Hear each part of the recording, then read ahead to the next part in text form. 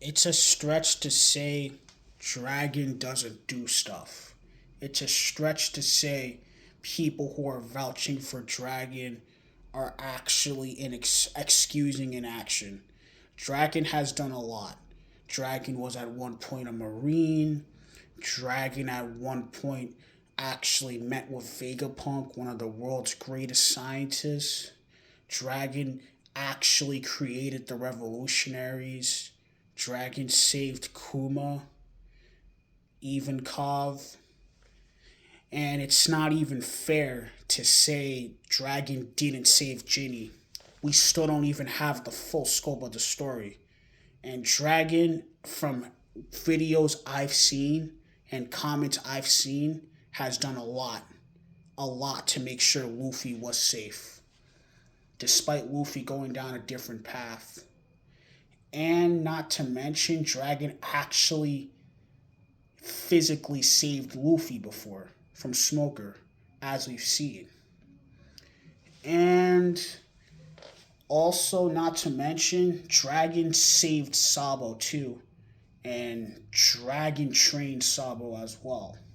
So, it's definitely a major stretch to say Dragon doesn't do much. Dragon has shown and proved he's not even that kind of enough of that person to actually do what most people in the Grand Line do. He doesn't have to do what most people in the Grand Line do to do stuff. Like, think about Shanks, for instance.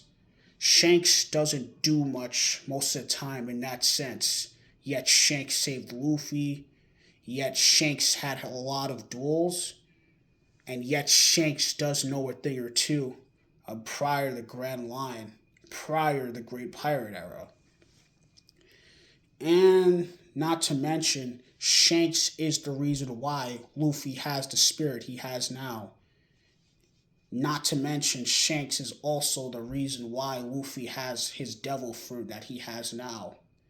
The point is, Shanks and Dragon do stuff, but Shanks and Dragon just aren't those kind of people to actually do stuff. Want to know how it's evident? Notice how Dragon isn't after the people who already tried to kill Luffy many times. Notice how Shanks, from what my brother told me, let the sea monster live.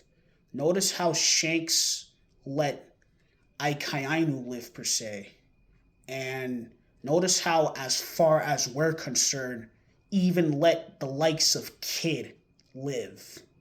So it's a major stretch to say they don't do much. Shanks and Dragon do quite a lot.